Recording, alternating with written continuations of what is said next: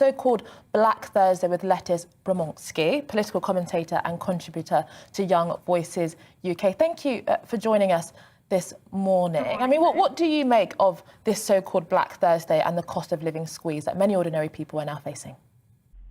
Yeah, I mean, I think it's absolutely terrifying what we're seeing. This cost of living crisis is set to cost an average family £2,853 a year.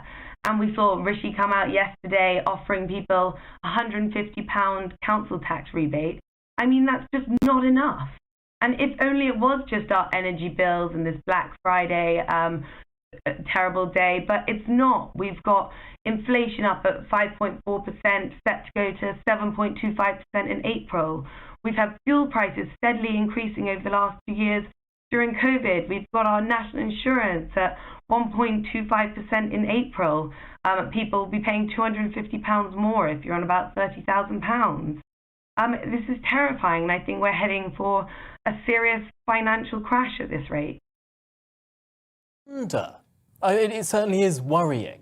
But I wonder how much of this inflation was just the inevitable consequence of how much money was printed and pumped into our economy over the last 2 years. And is the solution, therefore, to this horrendous inflation that we're seeing right now, to print yet more money, to give people yet more handouts? Surely that's going to push inflation higher still.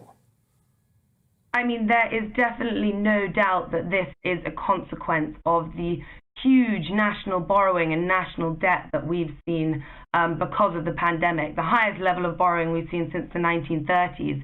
But I think that what the government needs to do is not print more money, but in fact turn around. The government this year collected significantly more tax than they had originally forecast. In fact, they collected around £13 billion more than they had forecast. And so I think what they've got to do is start cutting these VATs, particularly on energy bills.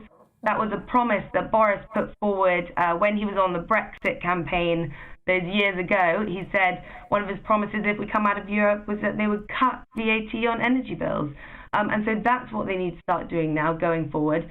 These are the policies that they need to implement.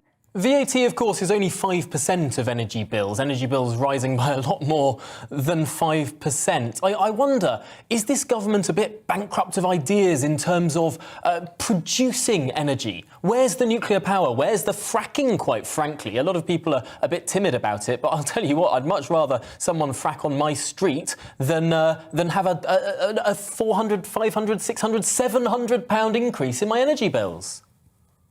Yes, I definitely think nuclear power is the future. We've got to become much less reliant on getting our foreign gas or our foreign energy bills from abroad.